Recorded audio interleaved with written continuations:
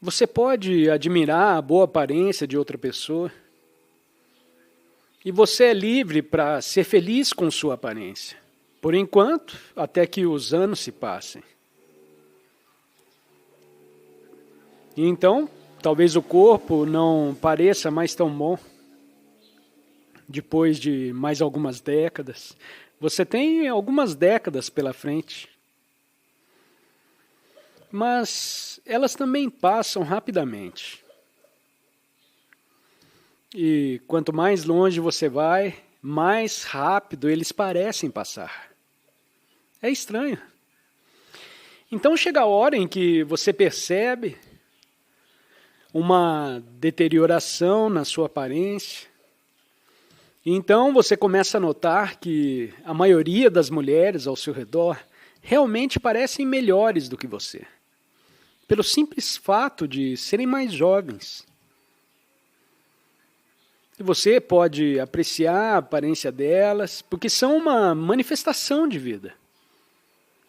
Uma manifestação externa, são formas de vida, belas formas de vida, sem se sentir ameaçada de forma alguma em seu próprio senso de identidade. Porque a vida dessas mulheres adoráveis que estão à sua volta, você pode sentir essa mesma vida. Em sua essência, em você. Assim você pode reconhecer toda a beleza que existe nos outros, mesmo que na sua forma externa essa beleza não se manifeste mais como tal. Essa é uma liberdade maravilhosa. Apreciar a beleza que você vê ao seu redor. Mesmo que seu próprio corpo não faça mais parte disso.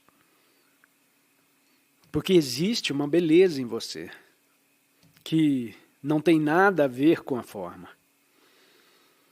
Todos poderiam chamar isso de essência de toda a beleza. Essa é a própria essência da própria vida. Então, quando você tem essa essência, você aprecia a manifestação externa dela, em sua assim chamada, podemos dizer, forma diluída, como exemplo na flor. Agora, a maioria dos egos pode achar isso fácil, né? Admirar a beleza de uma flor. Mas em outro ser humano, você pode apreciar a beleza de outro ser humano. E a comparação, a necessidade compulsiva de comparar, desaparece. Não há, e quanto a mim, eu pareço tal coisa. Esse padrão de pensamento se dissolveu há muito tempo. Quando você atingiu o ponto em que a maioria das mulheres parecerá externamente melhor do que você. Então, já está desaparecendo. Então, você não precisa esperar mais algumas décadas para chegar lá. Ou o ego pode dizer, tudo bem, tenho mais 30 anos com os quais eu posso me identificar com minha boa aparência. Portanto, a resposta, é claro, é encontrar a essência de quem você é. Que é o tema de todo esse ensinamento. Encontrar a essência de quem você é para entrar em contato com o sentido inerente de ser ou vivacidade ou presença dentro de você,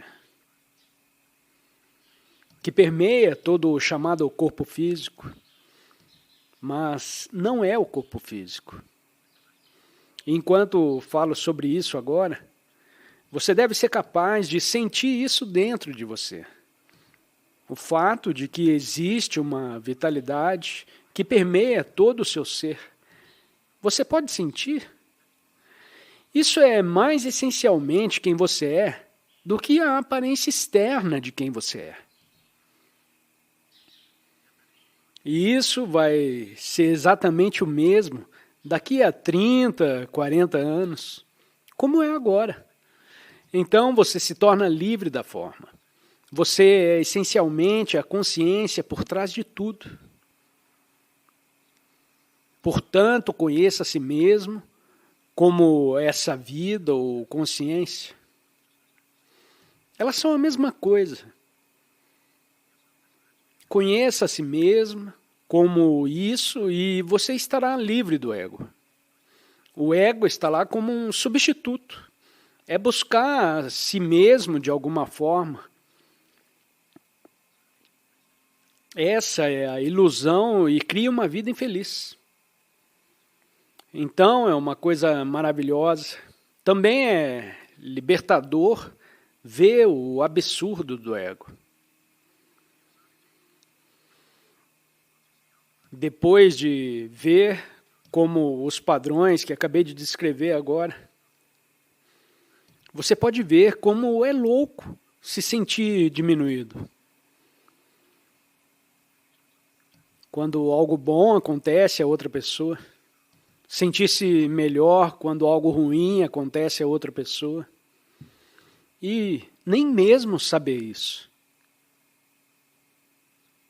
Então, vamos ver o que acontece da próxima vez, se você pode admirar uma bela forma feminina. Sem nenhuma comparação. Aliás, sinta com mais intensidade a beleza que está dentro de você quando a vir lá fora. Isso é uma coisa maravilhosa.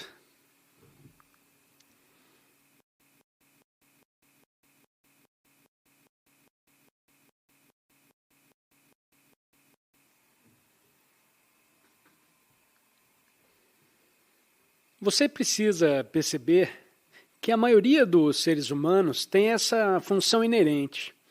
Eles não podem reconhecer o momento presente. Inconscientemente, eles consideram sempre o próximo momento, seja daqui a 1 minuto, ou 1 hora, ou daqui a alguns dias, ou 2 anos. Sempre o consideram mais importante. Sempre que você está impaciente, tentando chegar a algum lugar, esperando impacientemente por algo, qual é a próxima coisa que eu tenho que fazer? E eu tenho que fazer isso, aquilo e aquele outro. E você é puxado em todos os tipos de direções. Oh, agora eu tenho que fazer isso, aquilo e aquele outro. Há sempre a atração para o que vem a seguir.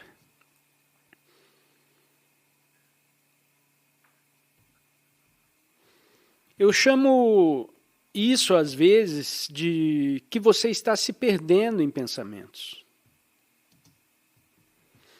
Fazer é necessário, obviamente, você precisa fazer, mas perder-se no fazer contínuo é uma disfunção grave. Mas é tão normal que ninguém percebe. Então, se você se perder no fazer, sempre haverá outro. E é assim que surge o estresse. Mas o estresse está no intervalo entre o agora e o depois. O então projetado agora e depois. Nesse intervalo surge o estresse. Assim, a projeção mental para o futuro cria tensões entre eu estou aqui, mas quero estar lá. E para muitos humanos, esse é o estado predominante.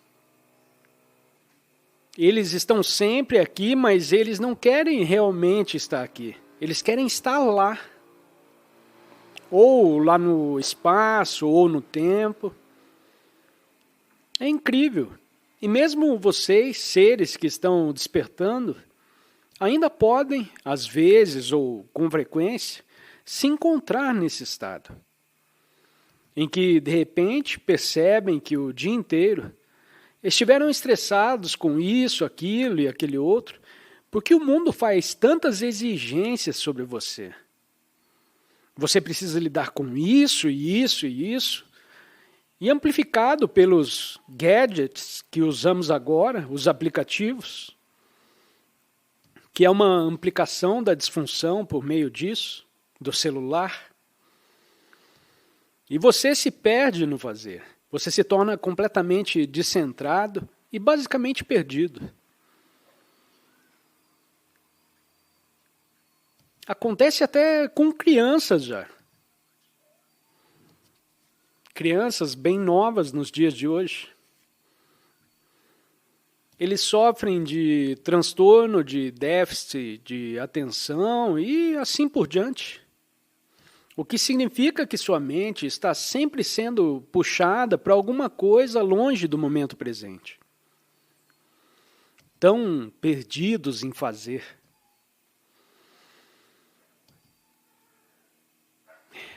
Perdidos em fazer e realmente volta a ser perdido em pensar. O pensamento fundamenta o fazer. Então você está perdido em seus pensamentos sobre o mundo. Então você se envolve em todos os tipos de atividades, impulsionados pelo pensamento. Agora preciso fazer isso. Agora preciso fazer aquilo. Portanto, a condição básica ainda é para a maioria dos seres humanos no planeta. Então, fundamentalmente, sim, eles estão perdidos no fazer. Eles estão perdidos nisso. Mas, basicamente, significa que eles estão perdidos em suas mentes, no movimento do pensamento. Eles se identificam com cada pensamento que surge, e os muitos pensamentos são sobre o futuro ou o passado. Não que muitos pensamentos sejam sobre o momento presente. Se eles são sobre o momento presente, então é uma interpretação do momento presente, que é completamente determinada e colorida por seu condicionamento passado. Então é muito interessante observar em você mesmo essa tendência de negar, desvalorizar, desconsiderar, reduzir o momento presente a um meio para um fim. É sempre um meio para um fim, mas nunca é reconhecido pelo que ele é em si. E muitas vezes é mais do que um meio para um fim. Muitos humanos, essa é uma maneira muito disfuncional de ser, para muitos humanos, o momento presente é considerado inconscientemente como um obstáculo que eles precisam superar. Há um mal-estar subjacente e contínuo, e eles estão sempre tensos.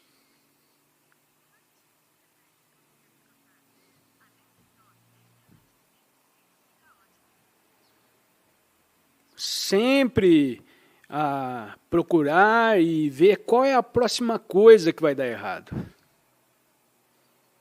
Eu sei que vai acontecer alguma coisa vai dar errado. Perdido na mente, perdido em pensamentos. Houve um professor indiano que descreveu a condição humana essencial como perdida no pensamento. E, claro, é assim. É então que esse movimento de pensamento lhe dá o seu senso de identidade, o mal-estar, a narrativa inquieta, a narrativa problemática de mim e da minha vida. Tenho que pensar nisso, quando acordo no meio da noite, carrego esse fardo pesado da minha vida problemática. Para muitos humanos, sua identidade é inconscientemente considerada como um problema a ser resolvido. Eu sou um problema. Estou procurando uma solução para esse problema que eu sou. E claro, então você vai a um terapeuta. Agora, se o terapeuta for realmente bom, e ele pode te levar além disso.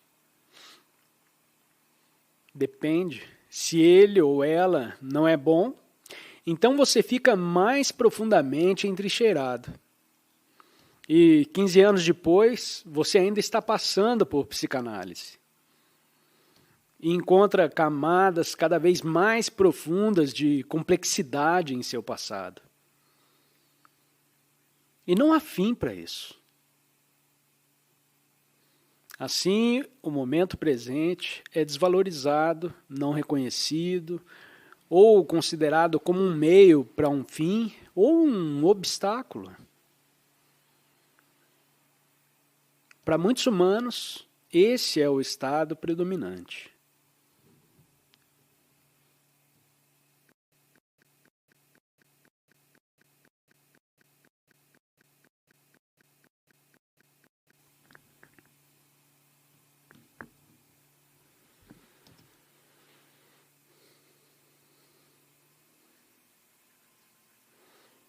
A identidade das pessoas é obtida a partir disso. O erro está na identificação com o pensamento.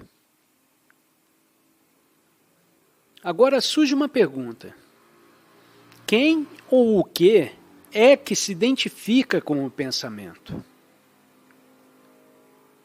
Se não sou a história que conta a mim mesmo sobre quem eu sou, se não sou isso, então quem ou o que eu sou? E o que há em mim que se identifica com a história? O que é que cria esse senso de identidade?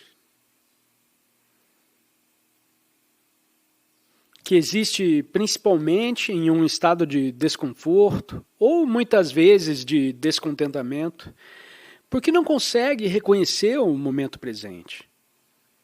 Esse é o ego. É assim que o chamamos. O senso egóico de si mesmo. Existe uma prática espiritual muito simples para levá-lo à compreensão de quem ou o que é que se identifica. Sugiro nesse momento observar-se internamente agora para ver se há alguma emoção persistente em você. Talvez de hoje cedo, ou uma hora atrás, ou ontem, ou nos últimos 2 anos, ou nos últimos 10 anos, talvez. Você consegue sentir, por exemplo, se há alguma irritação em algum lugar? Existe algum tipo de ansiedade? Existe algum tipo de peso? Um certo humor pesado? Um humor desanimado, talvez? Existe raiva? Uma grande coisa. Algum resíduo de raiva do que aconteceu antes? Isso está em você? E normalmente os humanos dizem: ei, eu estou com raiva.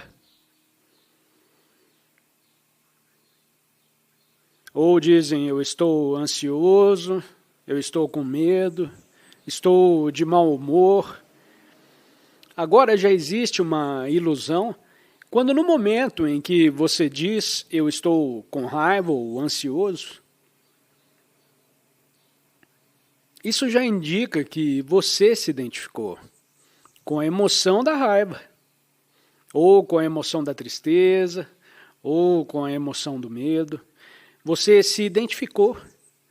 Você se iguala, o eu, com o que surge em seu campo de consciência. Então você diz: eu estou com raiva. Seria mais correto dizer: existe raiva em mim agora. Bem, pode parecer uma diferença trivial entre dizer: Eu estou com raiva e há raiva em mim. Mas há uma diferença significativa, que vai além da mera síntese, como você junta as palavras. Porque enquanto você diz que estou, você equipara o eu com qualquer condição existente em você. Isso se aplica à emoção e também se aplica ao pensamento. Porque a raiva, muitas vezes, não é apenas a raiva como emoção. A raiva também existe como pensamentos raivosos. Então, eles se reforçam mutuamente. É um círculo vicioso. Quando você está preso na irritação ou na raiva, a emoção alimenta o pensamento e o pensamento alimenta mais a energia da emoção. É um círculo vicioso. E você não quer sair disso. Você pode perceber quando observa uma pessoa com raiva, desanimada ou ansiosa, que eles realmente não querem se livrar da raiva. Se você sugerir isso a uma pessoa com raiva, que ela pode ser livre, não obterá uma resposta agradável. E você já viu pessoas com raiva, quando elas estão dominadas pela raiva ou irritação, elas não podem evitar. Então elas gritam com você. E então saem da sala, e um minuto depois a porta se abre e eles voltam, porque pensaram em outra coisa para te insultar. Eles estão nas garras disso. Há uma identificação completa com o pensamento e a emoção. Eles estão perdidos em pensamentos. Eles estão perdidos na emoção. Mas quem ou o que é que está perdido? Se não sou os pensamentos e a emoção, quem ou o que eu sou? Ok, eu só pedi para você dar uma olhada dentro de si mesmo.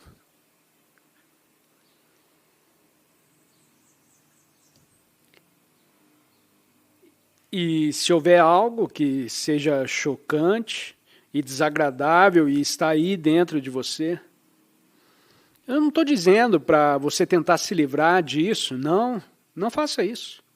Reconheça o momento presente é o que é. Externamente ou internamente, isso é o que é. Mas há uma grande diferença agora. Ao reconhecer o que existe, digamos, irritação, raiva ou ansiedade em você, um elemento ou dimensão adicional surgiu. E essa dimensão poderíamos chamar de consciência, ou poderíamos chamá-la de presença. E no momento em que a consciência chega, você não está mais completamente identificado com ela. Às vezes eu descrevo como a raiva e conforme sua percepção da raiva surge, há um pouco de espaço ao redor dela. Essa é a consciência. A consciência sabe que há a raiva. A raiva ainda pode estar lá, pode não desaparecer imediatamente. Mas a consciência sabe que está lá. Ou o que quer que seja. O surgimento da consciência é o despertar espiritual. A desidentificação que acontece quando surge a consciência é o despertar espiritual ou o surgimento da dimensão transcendente de consciência. Transcendente porque transcende quem ou o que você é como uma pessoa.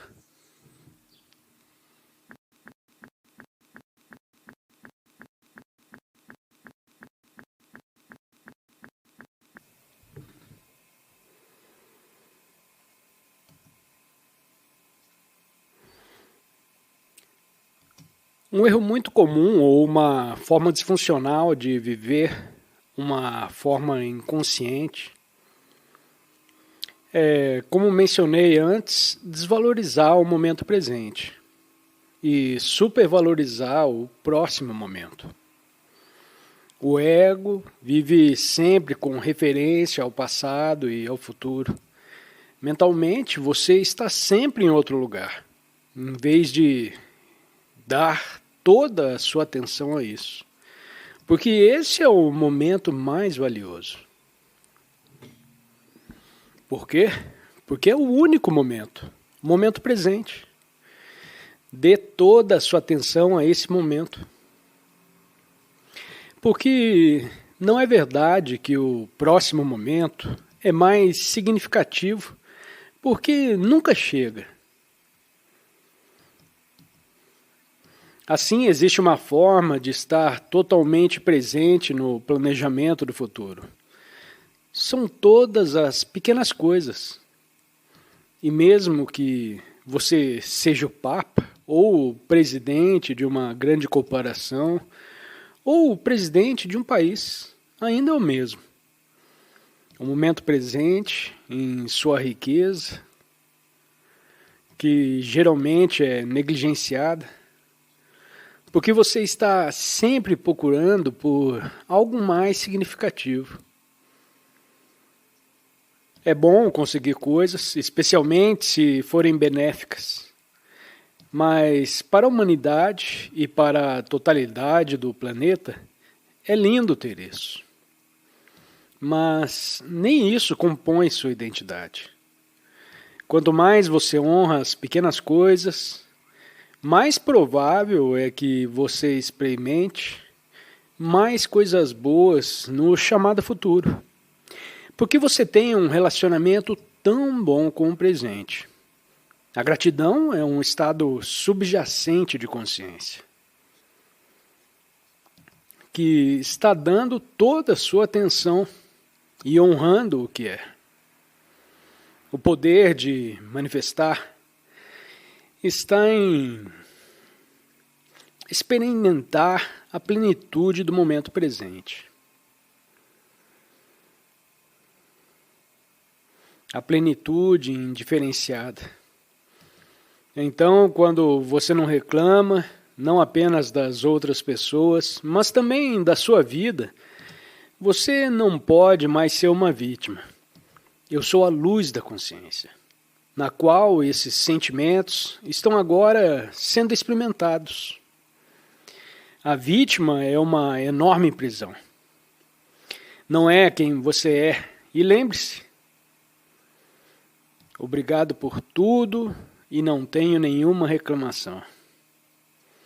Portanto, há essa quietude maravilhosa aqui. E vamos reconhecê-la. O poder não está apenas em você, mas está ao seu redor.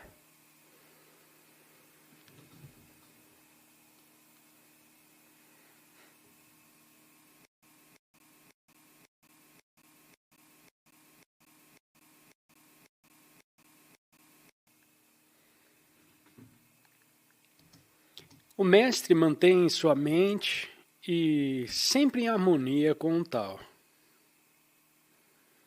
Isso é o que lhe dá o seu brilho. O tal é inapreensível. Como sua mente pode estar em harmonia com isso? Porque ela não se apega a ideias. O tal é escuro e insondável. E como isso pode deixá-la radiante? Porque ela permite. Desde antes do tempo e do espaço, onde está o tal é. Está além do é e não é. Como sei que isso é verdade, olho para dentro de mim e vejo. A mente dela se harmonizar com isso e diz, porque ela não se apega a ideias. Interessante. Ela não se apega a ideias. Isso me lembra um famoso ditado zen. que diz: não me lembro qual mestre Zen o disse, mas ele diz: não busque a verdade. Apenas pare de alimentar opiniões. Acredito que isso aponta para o mesmo estado interno de desidentificação do pensamento. Ela não se apega a ideias e se apega a isso. Não quer dizer que ela não tenha ideias. Mas o mestre não se apega a ideias. E o mestre Zen, quando disse, não procure a verdade, apenas pare de alimentar suas opiniões, ele não disse, pare de ter opiniões. Assim como Lao Tse não diz, não tenha ideias. Ele diz, não se apegue a ideias. E o outro mestre diz, pare de alimentar as opiniões.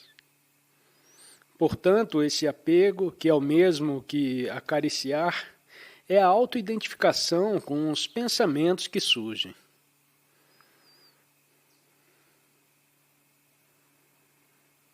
Em outras palavras, você acredita completamente em cada pensamento que vem à sua cabeça. Isso é incrível. Você acredita nisso, o que significa que você é você. Isso é autoidentificação com o pensamento.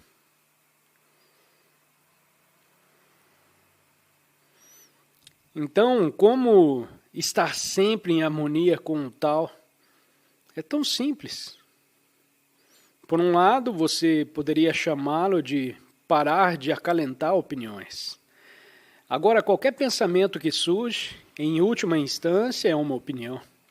Você poderia dizer, pare de estimar, pare de se identificar com isso. Ou não se apegue a ideias, como nas palavras de Lao Tse. Ou nessa presente tradução aqui. Para que haja sempre um espaço entre você e seus pensamentos, ou melhor, você não é o pensamento. Você é o espaço para o pensamento. É assim que eu coloco às vezes. Vocês estão familiarizados com isso. E talvez você em si mesmo já saiba disso. Você não precisa estar em seus pensamentos, mas pode ser o espaço para os seus pensamentos.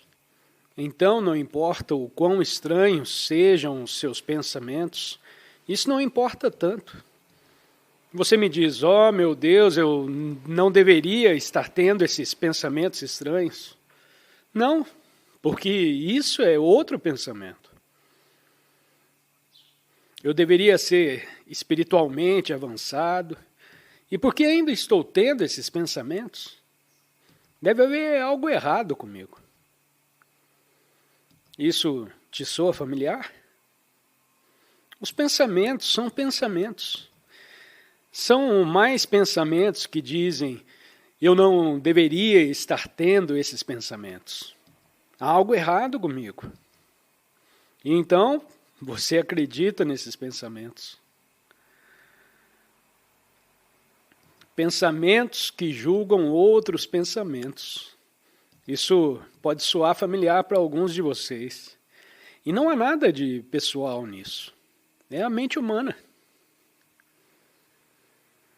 Então você não precisa eliminar os pensamentos. Ou dizer que eu só deveria ter pensamentos puros, porque eu sou uma pessoa espiritual, porque agora eu deveria ter transcendido todos os pensamentos impuros. Bem, então você está em um dilema. Porque nesse mundo de polaridades, se você quiser apenas ter pensamentos puros, estará criando a outra polaridade no invisível. E mais cedo ou mais tarde, a outra polaridade surgirá por trás, rastejando. E isso tem sido feito, às vezes, por cristãos que tentam praticar os ensinamentos de Cristo sem entrar no estado de consciência de onde isso vem. Eles tentam ser puros, espirituais e bons cristãos, negando a outra polaridade e a reprimindo. E então, de repente, eles são dominados por algo profundamente destrutivo e negativo. Então, você tem uma pessoa legal e maravilhosa, que sempre fala em pensamentos espirituais e coisas espirituais, e antes que você perceba, ele está gritando com a esposa, ou até mesmo batendo na esposa. De onde veio isso? E ele não consegue nem admitir para si mesmo que é isso que está acontecendo. Então, se você afasta certos pensamentos, porque eles não se encaixam na imagem mental, de quem você é, como isso ou aquilo, então eles assumem uma vida própria. E antes que você perceba, eles invadem sua mente novamente. Se apenas em seus sonhos e de repente você tem pesadelos terríveis, tudo bem. Mas durante o dia você é uma pessoa muito espiritual. E à noite, de repente você tem pesadelos terríveis. Monstros vêm ou você se torna um monstro. Oh, meu Deus, isso não deveria estar acontecendo. E isso é porque você está afastando algo. O verdadeiro espiritual não reside em um pensamento ou outro pensamento. Está em estar lá como espaço para os seus pensamentos. Então, realmente não importa mais qualquer pensamento que surja. Não é mais do que isso. É uma forma que surge nesse momento. Você não resiste. Você não precisa resistir a ele. Mas você é o espaço. Você não se torna ele. Alguém me mandou um adesivo para colocar no carro. Eu ainda não coloquei no meu carro. Um adesivo muito sábio. Eu, pessoalmente, não sei de onde surgiu. E nele diz: você não precisa acreditar em cada pensamento que tem.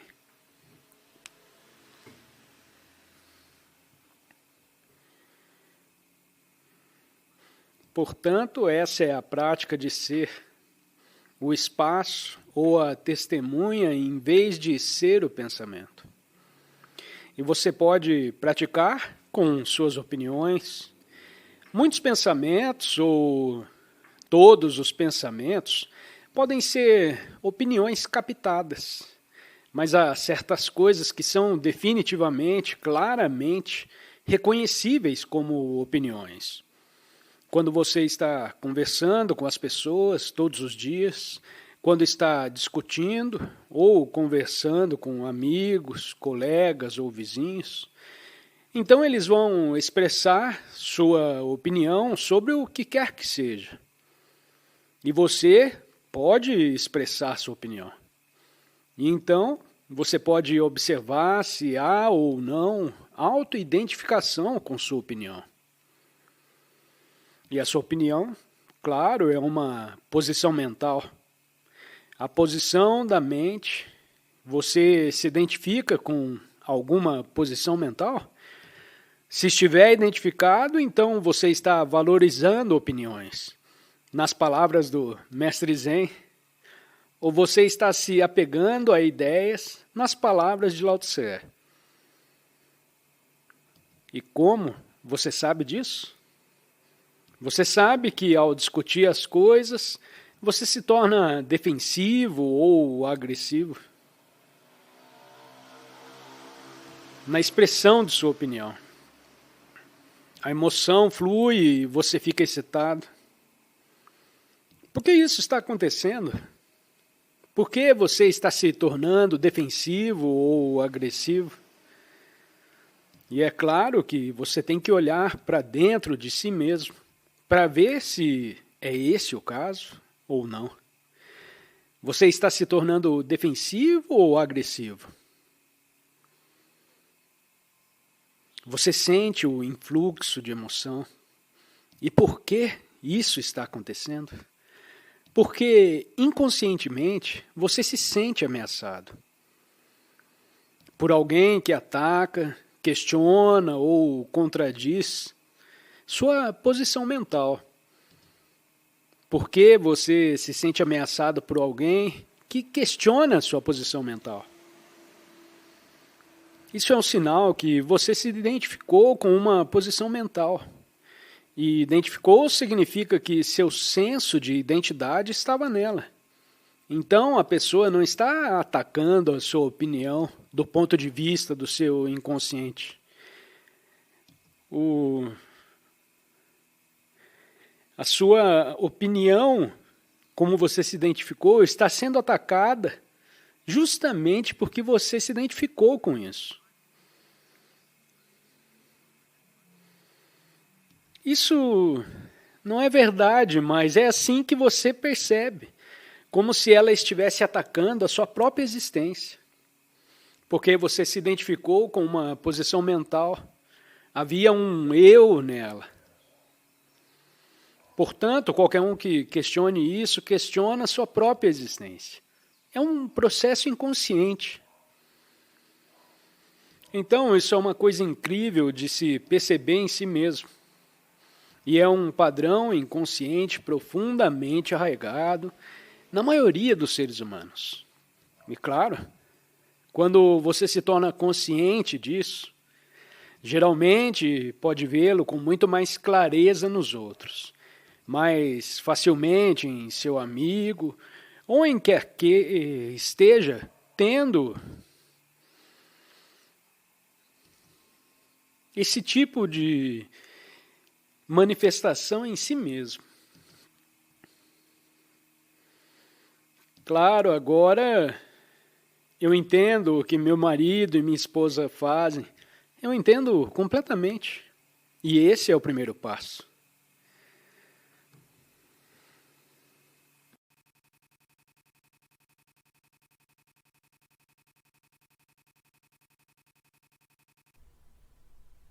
O corpo pode se tornar um ponto de acesso para o domínio do ser. Vamos nos deter mais profundamente nisso agora. Água? O que você quer dizer com isso? Não estou entendendo nada.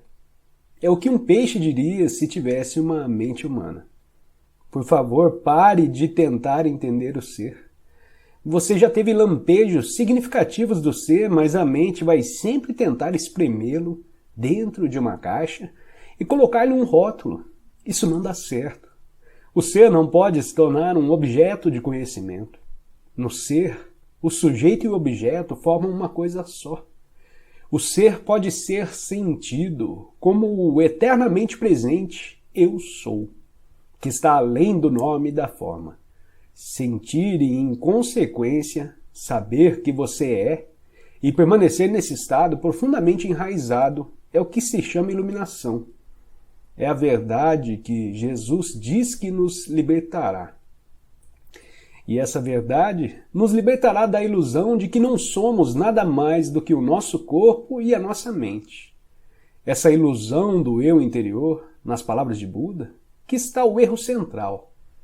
Libertará dos inúmeros disfarces do medo, que é uma consequência inevitável dessa ilusão.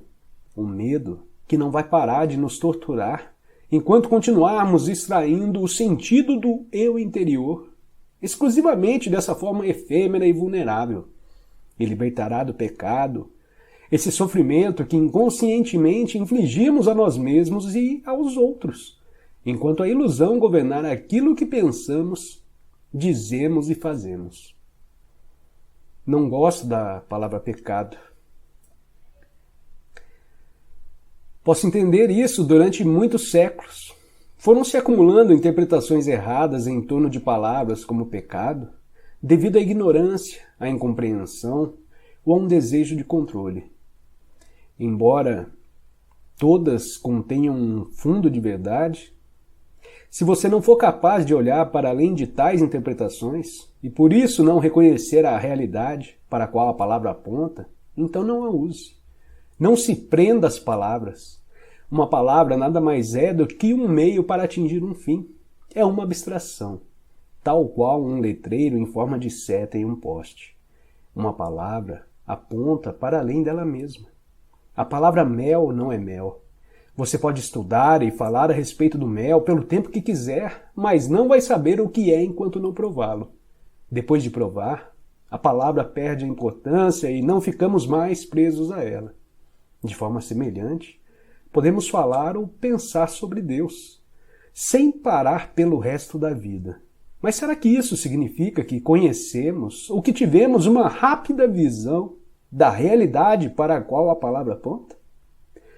Ela não passa de um apego obsessivo a um letreiro no poste, um ídolo mental. O contrário também acontece. Se por alguma razão não gostamos da palavra mel, pode ser que jamais o experimentemos. Se você tem uma forte aversão à palavra Deus, o que é uma forma negativa de apego, pode estar negando não só a palavra, como também a realidade para a qual ela aponta. Você estará se privando da possibilidade de vivenciar essa realidade.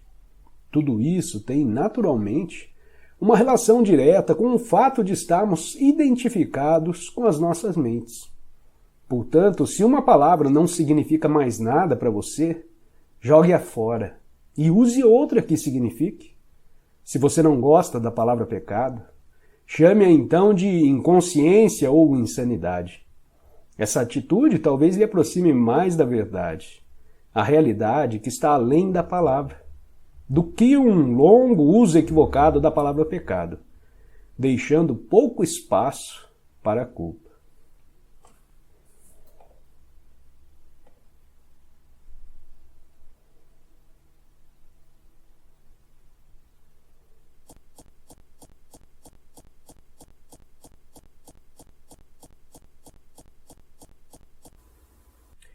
Muitas das assim chamadas coisas más que nos acontecem na vida são devidas à inconsciência. Elas são criadas por nós, ou melhor, são criadas pelo ego. Refiro-me a isso às vezes como drama. Quando restabelecemos a conexão com o ser e não deixamos mais a mente governar, paramos de criar essas coisas. Mas há muitas pessoas que se apaixonam pelos seus dramas particulares de vida. Identificam-se com suas histórias. O ego governa a vida delas. Investiram nele todo o seu sentido de eu interior. Até mesmo a busca de uma resposta, de uma solução ou de uma cura se torna parte dele. O que mais temem é que seus dramas tenham um fim.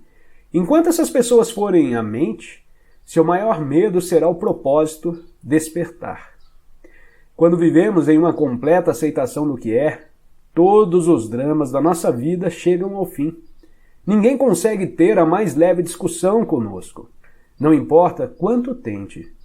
Não se pode discutir com alguém completamente consciente. Uma discussão implica uma identificação com a mente e uma determinada posição mental, tal como resistência e reação às posições da outra pessoa. O resultado é que as polaridades opostas ficam mutuamente energizadas. Esses são os mecanismos da inconsciência. Ainda podemos estabelecer o nosso ponto de vista de um modo claro e firme, mas não haverá nenhuma força reagindo ao fundo, nenhuma defesa e nenhuma agressão. Assim não se transformará em um drama. Quando estamos completamente conscientes, deixamos de estar em conflito. Ninguém que esteja em unidade consigo mesmo consegue pensar em conflito. Diz o livro Um Curso em Milagres. O livro se refere não só ao conflito como outras pessoas, mas fundamentalmente ao conflito dentro de nós, que deixa de existir quando não há mais nenhum desacordo entre as buscas e expectativas da nossa mente e aquilo que é.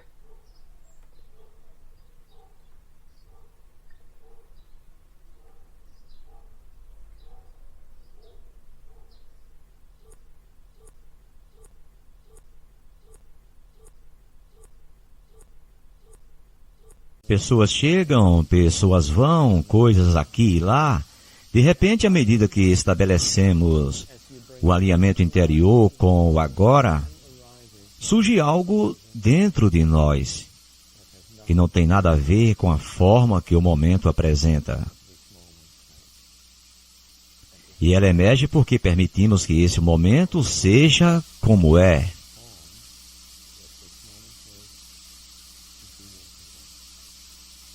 Portanto, aceitando a forma que o momento presente tem, admitindo internamente, dizendo: posso muito bem dizer sim, porque esta é a vida, porque este é o único momento que existe, o agora. Podemos aceitá-lo e dizer: sim, é assim que ele é. Isso não diminui nossa capacidade de mudar as coisas que precisam ser modificadas. A ação provém do alinhamento com o que é agora. Por isso podemos estar alinhados com a chegada de algo desagradável. Por exemplo, se a comida estiver esfriando, podemos levá-la de volta à cozinha e dizer: esta comida está fria, por favor, será possível aquecê-la de novo? Não há nada de mal nisso. Essa foi uma ação originada do alinhamento, mas a mesma ação também pode partir de uma resistência interior àquilo que é. Então, de cara, o eu se manifesta. Um eu rabugento que reforça a si mesmo pelas queixas. Ou seja, é a mesma ação, porém com um campo de energia totalmente diferente. Levamos o prato à cozinha e dizemos: o que é isso? Você não sabe esquentar a comida? Deveria ter servido isto quente. Nossa ação é de nos afirmarmos por meio da reclamação, para termos razão, para reforçar a ficção de nós mesmos. Agimos assim em relação a outros seres humanos que vai se defender e reagir, a fim de resistir à depreciação de sua noção de eu. Pois é assim que o ego tenta agir. Alguém diz que estamos errados, tenta depreciar a nossa ficção. E nós vamos nos defender. Apresentamos canhões ainda maiores, começamos a responder com gritos, tentando evitar a nossa depreciação, isto é, a depreciação da nossa própria ficção. Que mundo! Quando vivemos alinhados com o que é, a inteligência se manifesta na nossa vida, e é bem maior do que o conhecimento acumulado pela mente, e que é a capacidade mental de analisar, solucionar questões intelectuais e palavras cruzadas. Isso é uma imagem, uma forma minúscula de inteligência. Nada de errado com ela, mas é mínima. É o que este mundo chama de inteligência. Memorizar, analisar, dar respostas rápidas, manipular os pensamentos, manter o maior número possível de números na cabeça. E, no entanto, há uma inteligência muito mais profunda da qual a civilização nada sabe. E é nela que a verdadeira criação tem origem. É dela que surge a criatividade e nós acessamos quando dizemos sim ao momento presente.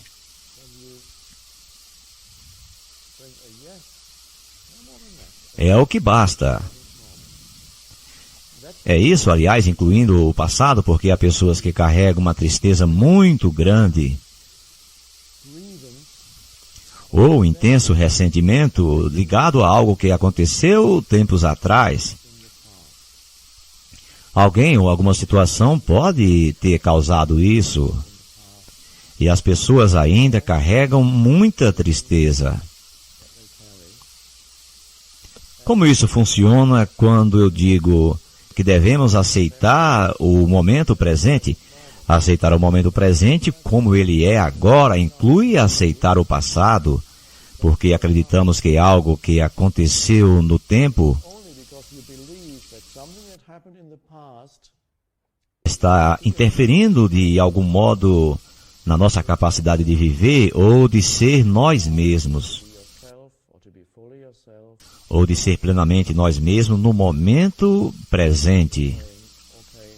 Talvez tenhamos perdido alguma parte do nosso corpo.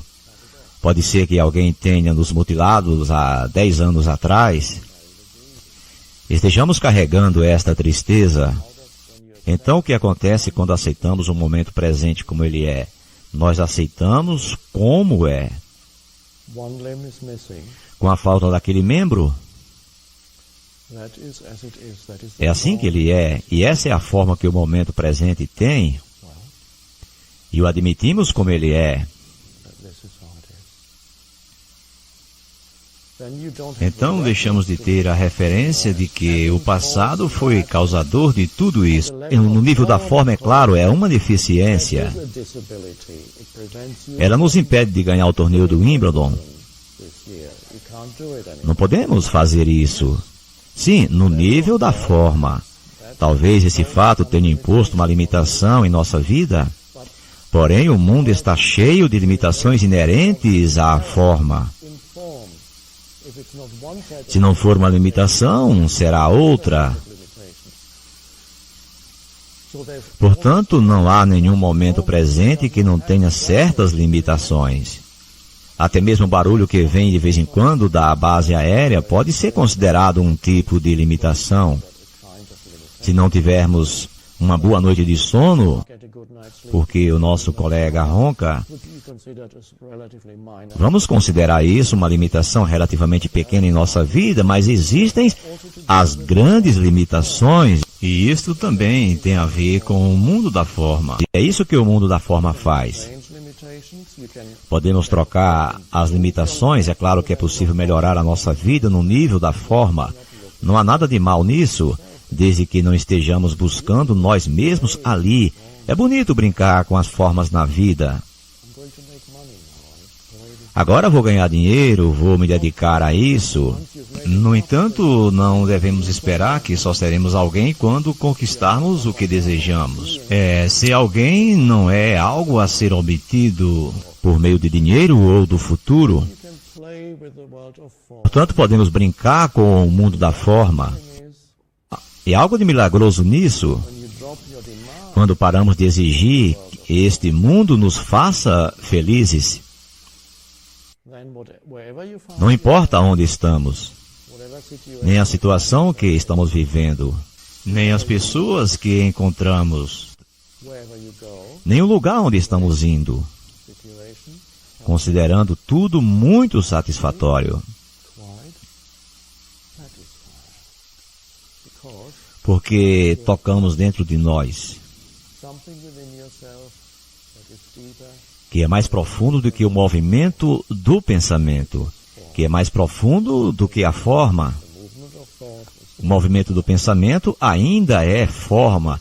Será então que tudo se resume ao simples fato de aceitarmos internamente o momento presente? Sim, mas necessitamos de um certo grau de presença para sermos capazes de aceitar o presente como é.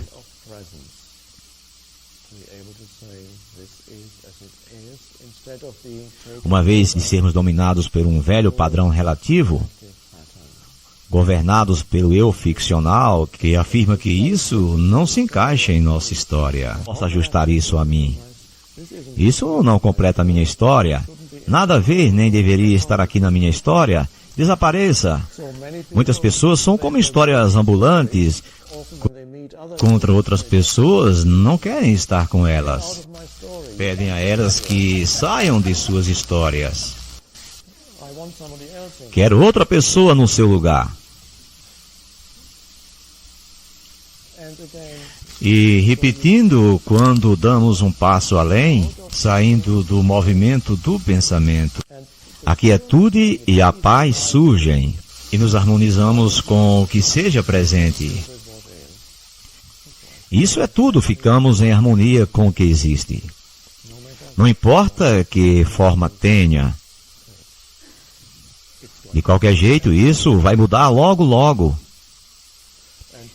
E há pessoas que estão paralisadas há anos, em geral, por causa de um padrão de resistência interior, que as mantém presas naquela situação. Esse padrão diz: quero sair desse lugar horrível em que estou. No entanto, todos os dias elas vão para o escritório e repetem isso, a mesma energia está ali, a mesma negatividade e resistência, e elas continuam ali onde estão. Portanto, existem pessoas, tradicionalmente as que trabalham em órgãos públicos, que carregam muita frustração. Não sei se isso ainda acontece,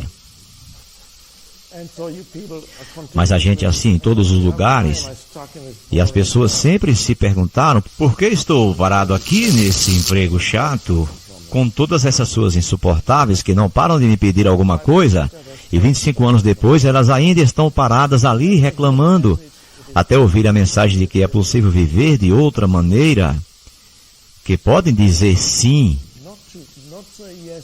Não dizer sim a alguma história ou pensamento como: tudo bem, posso aceitar, eu passei 25 anos nesse escritório pavoroso e que provavelmente vou passar mais 10 anos aqui. Também posso dizer sim porque li um livro por aí. Não, isso não tem nada a ver com aceitar algum tipo de história sobre a nossa vida. Se estivermos na prisão e dissermos: posso muito bem admitir de que tudo deu errado em minha vida, estou aqui há 20 anos e tenho que ficar por mais 15, aceitar que sou um tremendo fracasso e dizer sim ao momento presente significa aceitar o presente momento, não alguma história.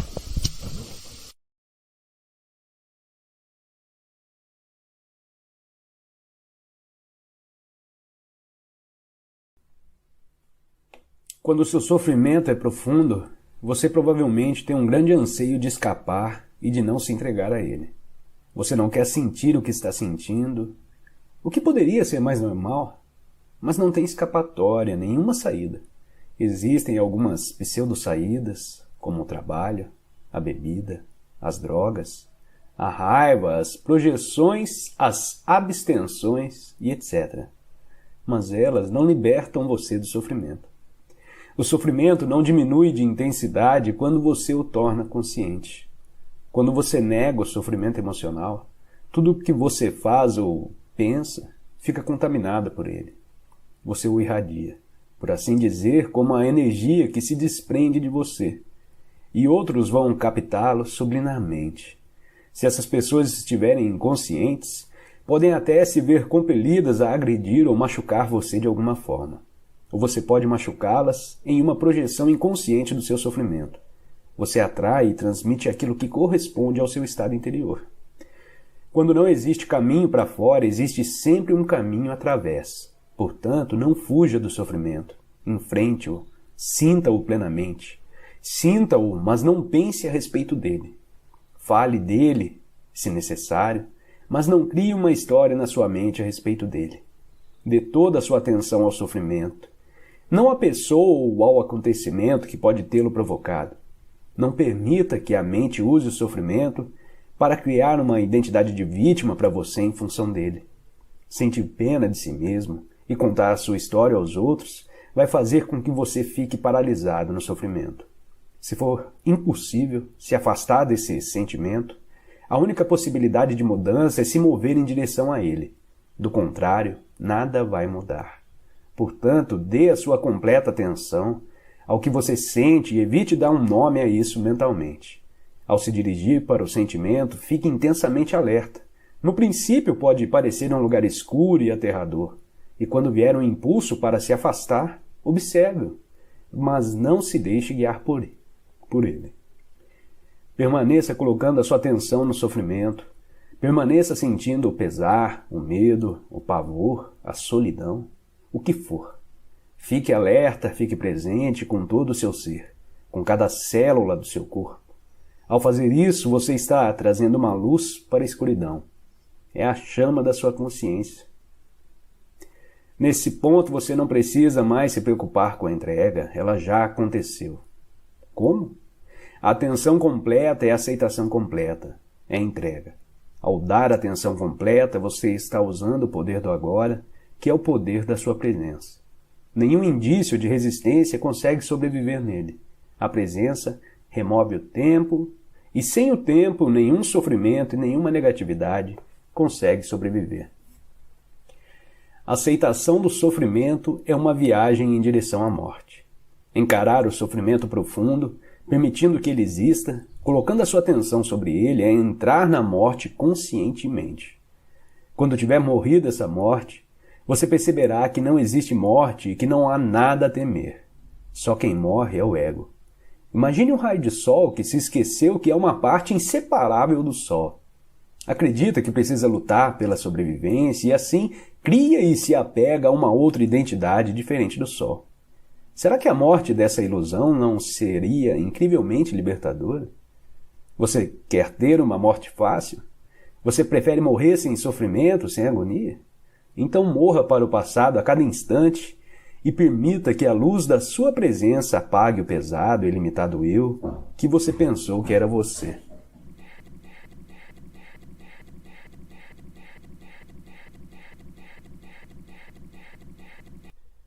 Para muitas pessoas, a entrega talvez tenha conotações negativas, como uma derrota, uma desistência, uma incapacidade de se reerguer das ciladas da vida, certa letargia e etc.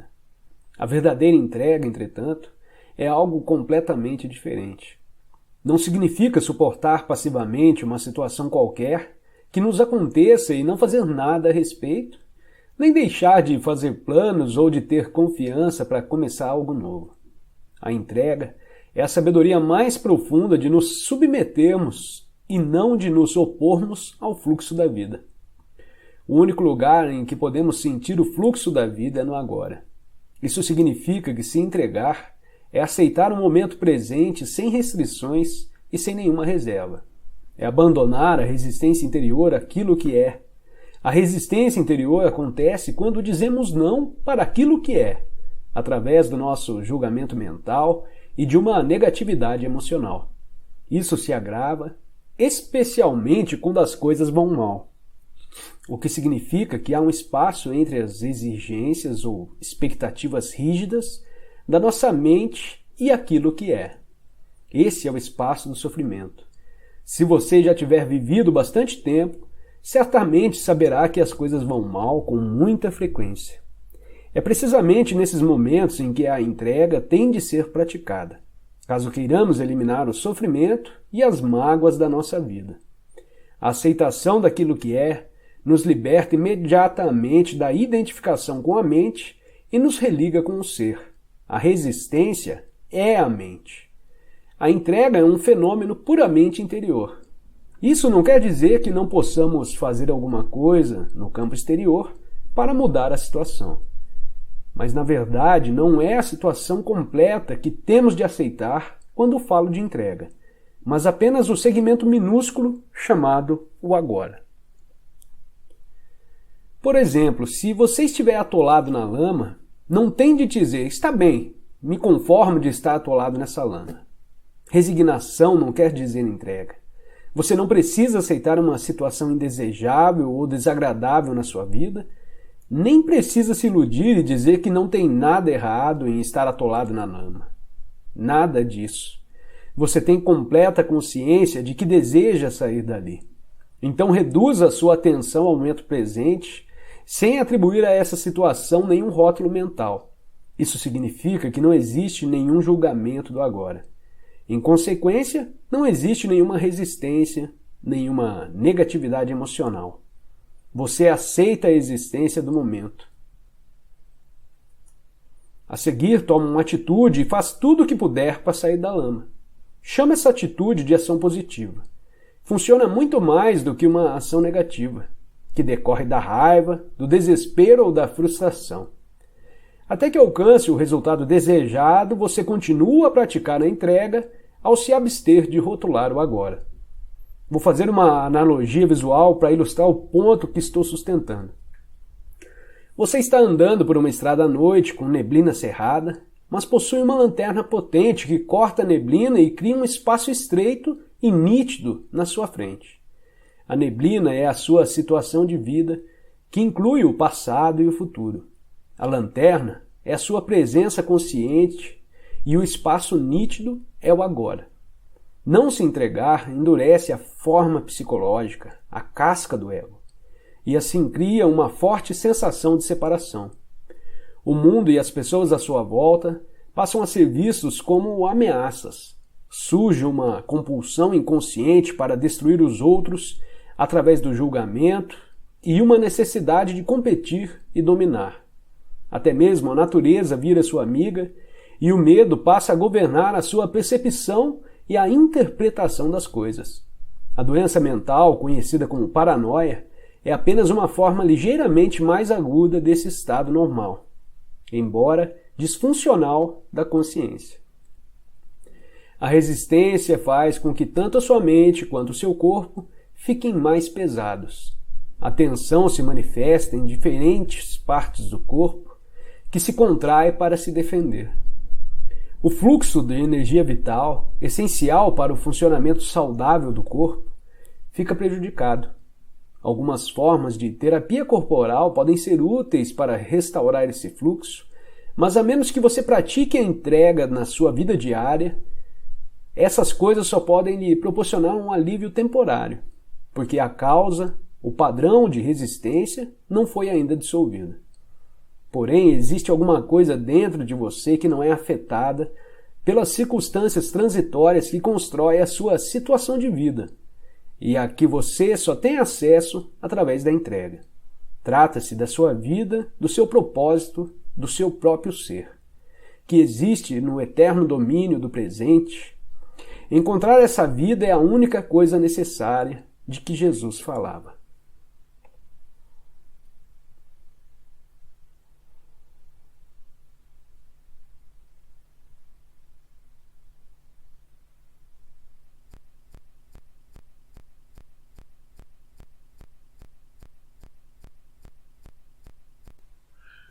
A menos que você acesse a frequência consciente da presença, todos os seus relacionamentos, principalmente os mais íntimos, vão apresentar defeitos profundos. Durante um tempo, eles podem dar a impressão de serem perfeitos, como quando estamos apaixonados, mas, invariavelmente, essa perfeição aparentemente acaba destruída por discussões, conflitos, insatisfações e até mesmo por violência física e emocional, que passam a acontecer com uma frequência cada vez maior. Parece que a maioria dos relacionamentos amorosos não leva muito tempo para se tornar uma relação de amor e ódio. O amor pode se transformar em agressões furiosas, em sentimentos de hostilidade ou num piscar de olhos, em um completo recuo da afeição. Isto é visto como normal. Os relacionamentos, então, oscilam por um tempo, por alguns meses ou anos, entre as polaridades de amor e ódio, e nos trazem muito prazer e muita dor. Não é pouco comum que os casais se tornem viciados nesses ciclos. Esse tipo de drama nos faz sentir vivos. Quando o equilíbrio entre as polaridades negativa e positiva é desfeito, e os ciclos negativos e destrutivos acontecem com frequência e intensidade crescentes. Não demora muito para o relacionamento acabar. Pode parecer que tudo se resolveria se conseguíssemos eliminar os ciclos negativos e destrutivos, permitindo que o relacionamento florescesse sem problemas. Mas isso não é possível. As polaridades são mutuamente interdependentes. Não podemos ter uma sem a outra. A positiva já contém dentro de si a negativa ainda não manifestada. Ambas são, na verdade, aspectos diferentes de um mesmo sistema defeituoso. Estou tratando aqui dos relacionamentos românticos. Não do verdadeiro amor que não possui opositores, porque nasce além da mente. O amor como um estado permanente ainda é raro de encontrar, tão raro quanto a consciência nos seres humanos. Entretanto, é possível haver lampejos breves e ilusórios de amor, sempre que existir um espaço no fluxo da mente. O lado negativo de um relacionamento é mais facilmente reconhecido como um defeito ou anormalidade do que o positivo, e é muito mais fácil reconhecer a fonte da negatividade no parceiro do que vê-la em nós mesmos. Ela pode se manifestar de várias formas, tais como possessividade, ciúme, controle, ressentimento, insensibilidade e egocentrismo. cobranças emocionais e manipulação, raiva e violência física, necessidade de ter sempre razão, de discutir, criticar, julgar, culpar, agredir, irritar ou se vingar, inconscientemente, de um sofrimento do passado imposto por um dos pais. Pelo lado positivo, há uma paixão pela outra pessoa. No primeiro momento, esse é um estado altamente gratificante. Sentimos que estamos intensamente vivos, nossa existência passa a ter um significado, porque de repente alguém precisa de nós, nos deseja e nos faz sentir especial. Além disso, provocamos as mesmas sensações no outro, o que faz com que os dois se sintam completos. O sentimento pode se tornar tão intenso que o resto do mundo perde o significado. Você deve ter percebido que existe uma certa dependência nessa intensidade. Ficamos viciados na outra pessoa, que age sobre nós como uma droga. Quando a droga está disponível, nos sentimos muito bem, mas a possibilidade, ainda que remota, de que ela não esteja mais ali, disponível para nós, pode levar ao ciúme, à possessividade, a tentativas de manipulação através de chantagem emocional, culpa ou acusações, o que no fundo é o medo da perda. Se a outra pessoa nos abandonar mesmo, pode fazer nascer a mais intensa hostilidade ou um profundo desespero. Em segundos, a ternura amorosa pode dar lugar à agressão selvagem ou a um desgosto terrível. Onde é que está o amor agora? Será que o amor pode se transformar no seu oposto em segundos? Será que era amor de verdade ou um vício, uma dependência?